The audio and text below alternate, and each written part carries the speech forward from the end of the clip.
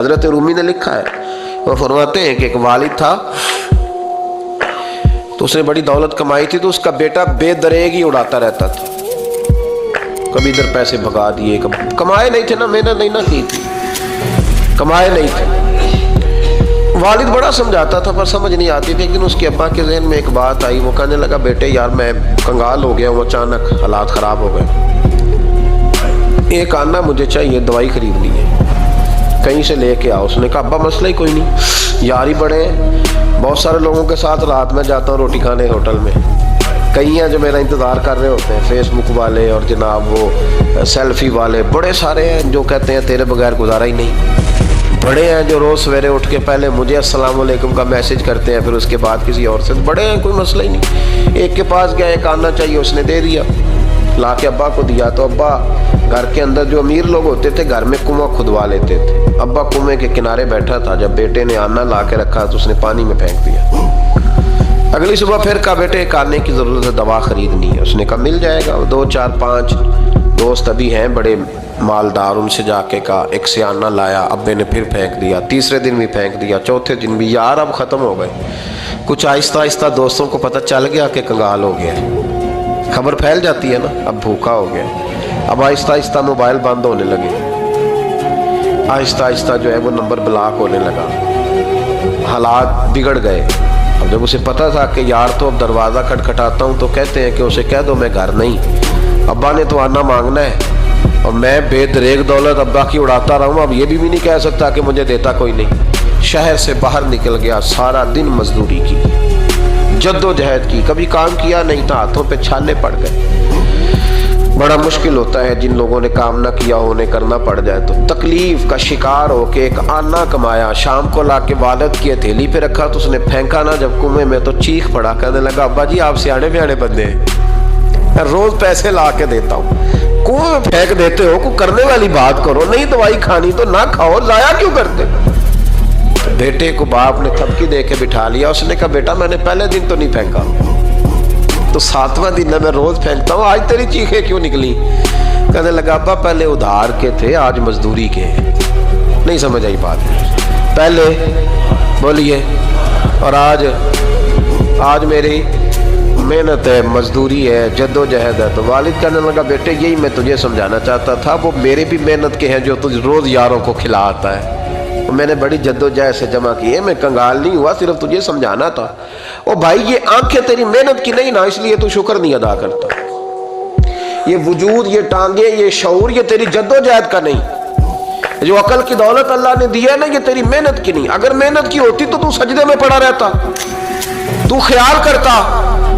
अल्लाह ने आंखें दी है कुरान देखने के लिए, जब कोई किसी गंदी चीज को देखता है तो नाशुक्री करता है, जब गलत तरफ उठाता है ये चीजें तो नाशुक्री करता है। साहिबो याद रखना और इस पर जरूर गौर करना कि जब नेमतों का शुक्र अदा न किया जाए तो फिर हमें इस्तिगफार का हुक्म दिया गया है। फिर क्या करना है हमने, इस्तिगफार का, या अल्लाह हम तेरी नेमतों का शुक्र अदा नहीं कर सके तो हमें माफ फरमा दे, तो हमसे दरगुजर फरमा, माफ फरमा। एक इस्तिगफार इस बात का है कि देखे ना, ये रसूल पाक अलैहिस्सलाम का फरमान, ये हदीस इमाम राजी ने लिखी है, और नबी पाक की फरमान के लिहाज से जो चीज़ हमारे सामने आए ना उस पर हमारी आंखें भी खुल जानी चाहिए, दिल भी खुल जाना चाहिए कि कोई ख़ास ही बात थी जो हुजूर ने बयान फरमाई सल्लल्लाहु अलैहि वसल्लम। सरकार दो आलम अलैहिस्सलाम ने फरमाया एक आदमी ने 500 साल बगैर रियाकारी के अल्लाह की इबादत की। कितने साल? 5 साल नहीं होती बगैर रियाकारी की। तहज्जुद पढ़ने वाला जब तक 6 लोगों को बता ना दे तहज्जुद पढ़ी है, उतनी देर तो तहज्जुद आगे बढ़ती नहीं, कम से कम 6 बंदों को पता होना चाहिए। और मेरे जैसे हाजी नमाजियों का तो दिल करता है कि वजीफे में बंदा रखा जाए जो तारीफ़ें करे सुबह शाम। काजी साहब की क्या बात है, हजरत साहब की वजीफ़ा देंगे उसको महीने का, वो तारीफ़ करे खोल के, कहे आपकी बड़ी बात। ये मर्ज़ है, तारीफ़ सुनना ना ये बीमारी है, इसने झूठ को जन्म दिया है, बहुत बड़ा मर्ज़ है।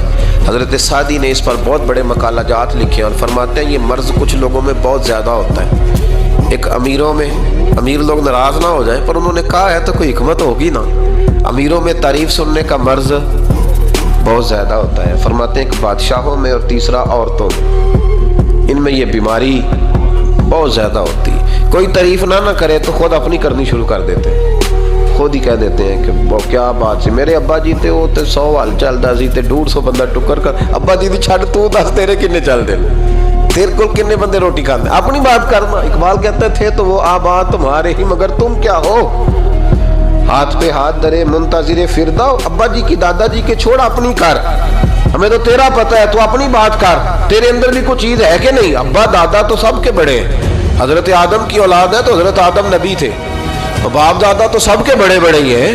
بات یہ ہے کہ اپنی بات کرنی چاہیے نا.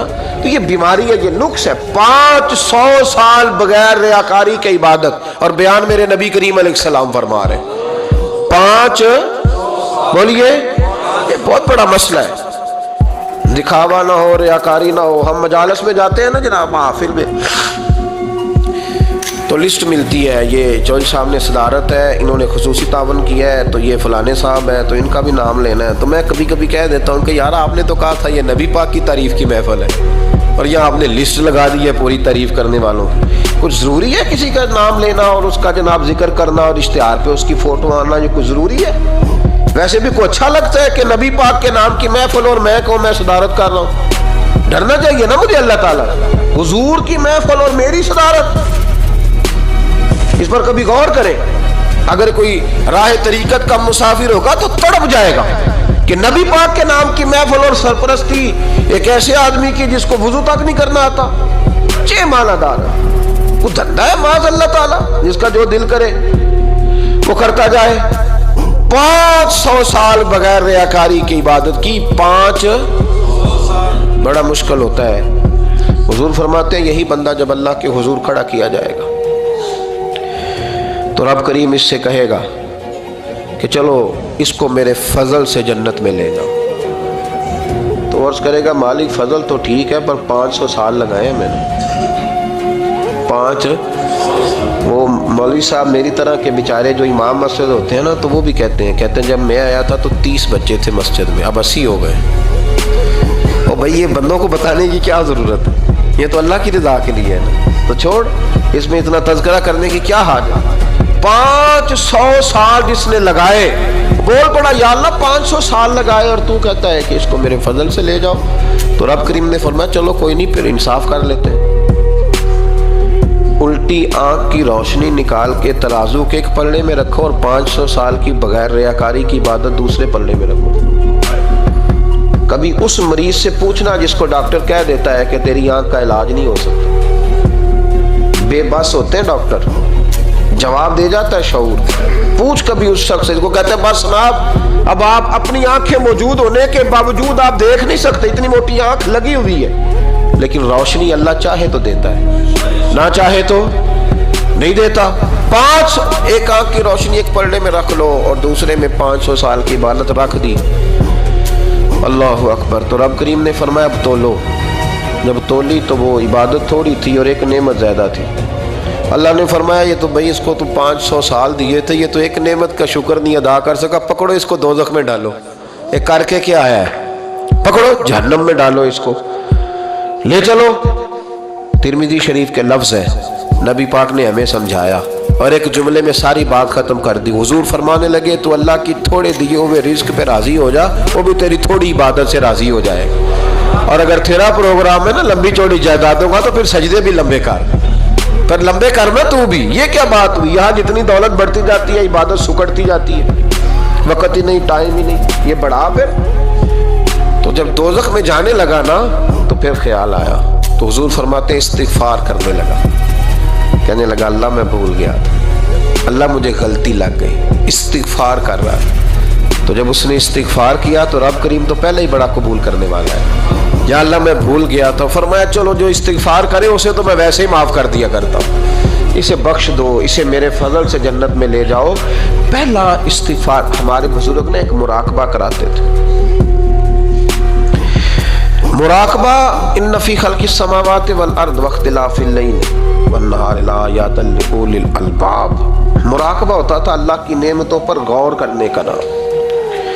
تو اکیلا بیٹھ, گردن جھکا اور غور کر خدا کا فضل کتنا ہے اور میری اس میں محنت کتنی ہے, اس کا شمار کر. اس طرح کر کے 2 خانے بنا، ایک خانے میں اللہ کی نعمت رکھ اور دوسرے میں پھر اپنی محنت رکھ. اس کو کہتے ہیں مراقبہ. یہاں سے مراقبہ سٹارٹ ہوتا ہے. اور اگر تو شکر ادا کر رہا ہے تو پھر ٹھیک ہے، ورنہ پھر استغفار کر، پھر اللہ کے حضور معافی مانگ، پھر اس کے حضور آہوزاری کر، پھر اس سے کہہ کہ وہ معاف کرے. ہم لوگ یہ والا مراقبہ نہیں کرتے، اس لیے جو چیز ہے وہ تو میرا حق تھا، مجھے فٹافٹ دوسری بھی چاہیے. استغفار کریں اس لیے کہ ہم شکر ادا صحیح طور پر کر سکیں.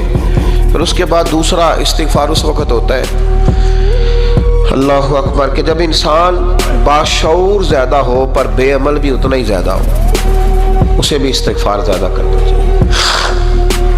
اب میرے سمیت کسی بھی آدمی کو چھیڑیں گے نا تو دنیا اور معافی ہاں کی وہ باتیں کرے گا، لیکن جب اس کا عمل دیکھا جائے گا تو کچا سا، پلپلا سا، کمزور سا. یعنی ایسے لوگ ہیں جو ماں باپ کی عظمت پر 6 گھنٹے تقریر کر سکتے ہیں، لیکن اگر ان کی اماں سے جا کے پوچھا جائے کہ بیٹے کا حال کیا ہے جی، تو کہتے ہیں بڑی تکلیف میں ہو، اپنے بیٹے کے سبب سے وہ بڑی آزمائش کا شکار. بھئی تیری 6 گھنٹے کی تقریر کا معنی کیا ہوا؟ تو لفظوں کے گورکھ دھندے کا ماہر ہے. لفظ میں ادھر گیا ہوا تھا بڑی دور پنجاب کے ایک شہر میں، تو ایک صاحب مجھے کہنے لگے کہ میری 21ویں سالانہ محفل ہے. میں نے کہا آپ نماز پڑھتے ہیں؟ کہتے نہیں. تو میں نے کہا محفل کا کیا معنی رکھا ہوا ہے آپ نے؟ یہ کیا ہے؟ رسم ہے؟ فلاں بہت بڑے عالم کو میں نے بلایا، فلاں کو بھی بلایا، فلاں نعت خامی. یہ کیا ہے؟ اگر تو نمازی نہیں آج تک، اس کو کیا سمجھتا ہے تو؟ میرے بھی فلاں بزرگ سے بھی تعلقات ہے، تو نے کیا حاصل کیا ان سے؟ تعلقات کا کیا مطلب ہوتا ہے؟ فوٹو آتی ہے ساتھ، اخباروں میں تصویر لگ گئی، فیس بک پہ آ گیا کہ میں ان سے ملا ہوں، اتنا تعلق ہے؟ یہاں تو بھائی خوشبو کے قریب سے بندہ گزر جائے تو خوشبو آنے لگ جاتی ہے. تو نے پایا کیا؟ شعور ہونا اور عمل نہ ہونا بہت بڑی مصیبت ہے. اس سے اللہ کی بارگاہ میں استغفار کرنا چاہیے. یعنی انسان کو عقل ہو، پتہ ہو، خبر ہو، پر اس کے پاس دھیلے کا عمل نہ ہو. اس کو 3400 حدیث آتی ہو کہ نماز نہ پڑھنے والے کی سزا یہ ہے، پھر بھی نہ پڑھے تو سزا ہے کہ نہیں اللہ کی طرف سے؟ حضرت رومی رحمۃ اللہ علیہ فرمایا کرتے تھے بہت سارے بندوں کو اللہ سارا کچھ دیتا ہے، مسجد آنے کی توفیق نہیں دیتا. معنی یہ ہے کہ اللہ ان سے ناراض ہے. وہ کہتے ہیں کہ میں بڑا سمارٹ ہوں. تو عقل ہونا اور عمل نہ ہونا، اس پر بھی استغفار کرنا چاہیے. شعور ہو اور انسان کو عمل کی توفیق. یار ساری زندگی گورکھ دھندے میں گزر گئی لوگوں کی، لفظوں کے بڑے ماہر رہے، اور میں ایسے لوگوں کو دیکھتا ہوں تقریریں 6 گھنٹے، او ہو 9 گھنٹے کی تقریریں سنتے بیٹھتے ہیں مجالس میں. نماز کا وقت آتا تو مصیبت بن جاتا، بھاگتے جان چھڑاتے. مسجد کی حاضری 20 منٹ کی بھی صحیح نہیں دے سکتے. کیا ہے یہ کیوں پوٹ بن گیا تیرے اوپر؟ غور کر، ڈر اللہ سے. میرے نبی کریم علیہ وآلہ وسلم نے ارشاد فرمایا قیامت کے دن کچھ لوگ کئیوں کی بات سن کے جنت میں چلے جائیں گے. اللہ تعالی ہماری پردہ پوشی عطا فرمائے. کہا کچھ تبلیغیں کرنے والے دوزخ کے دروازے پہ کھڑے ہوں گے تو وہ جنتی کہیں گے کہ مولانا پیر صاحب ہم تو آپ کی بات سن کے جنت میں جا رہے ہیں، تو آپ یہ یہاں کیوں کھڑے ہیں؟ تو وہ کہیں گے آئے افسوس، میں کہتا تو رہا پر عمل نہ کر سکا. میں عمل، اس سے مراد صرف ممبر پہ بیٹھنے والا مولوی نہیں، اس سے ہر وہ شخص مراد ہے جو نصیحتیں تو بڑی کرتا ہے لیکن خود عمل وہ بہت بڑا الفاظ کا ذخیرہ رکھتا ہے، پر عمل کے لیے 2 سجدے بھی صحیح طریقے سے دے سکتا. پھر وہ استغفار کرے، پھر وہ اللہ کی بارگاہ میں معافی مانگے، پھر وہ توبہ کرے. اس لیے کہ جو جتنا بڑا ہوتا تھا نا اس پہ خشیت بھی اتنی زیادہ طاری ہوتی، اس پر خشیت بھی اتنی جتنا. حضرت عمر فاروق رضی اللہ تعالیٰ عنہ کو زخم لگ گیا، شدید زخم لگا، آپ آ گئے، بڑی زیادہ خون بہہ گیا ہے. بہت سارے صحابہ آپ کے گرد جمع ہو گئے، حضرت عبداللہ ابن مسعود بھی آ گئے. تو جناب عمر رونے لگ گئے. اب تو رونا آتا ہی نہیں لوگوں. حضرت محی الدین ابن عربی کہا کرتے تھے جس کو پورا ہفتہ ہو گیا نا وہ طریقت کا مسافر بھی. جاگ رہے ہیں آپ حضرات؟ کہتے تھے جس کو پورا ہفتہ ہو گیا نا طریقت کا مسافر بھی ہے پر اللہ رسول کی یاد میں رویا نہیں. فرماتے تھے مجھے تو اس کے ایمان پر شک ہونے لگ گیا کہ 8 دن ہو گئے اسے خیال ہی نہیں آیا.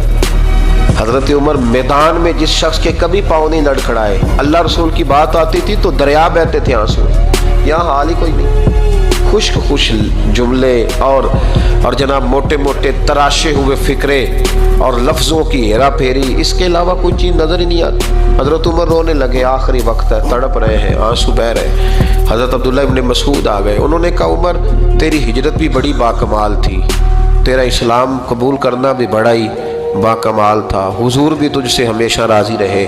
عمر تو روتا کیوں ہے یار؟ بات تو یہ ہے کہ جب تو نے خلافت سنبھالی تو پھر تیرے طریقے بھی باکمال ہی تھے، اور جب تو میدان میں اترتا تھا پھر بھی تیرے معاملات باکمال تھے، اور جب تو مال غنیمت بانٹتا تھا پھر بھی تو باکمال۔ یار ہر موقع پہ تو باکمال تھا تو جاتے دفعہ روتا کیوں ہے؟ ان کا استغفار دیکھو، ان کی توبہ دیکھو۔ حضرت عمر پھر رو پڑے، کہنے لگے عبداللہ لوگوں کو میری نیکیوں کا پتہ ہے، گناہوں کا تو نہیں نا پتہ، وہ تو میں جانتا ہوں یا میرا مالک جانتا ہے نا، نیکیاں تو سب کے سامنے، پر من آنم کے من دانم، جو اندر چھپے ہوئے گناہوں کے ڈھیر ہے وہ تو میں جانتا ہوں۔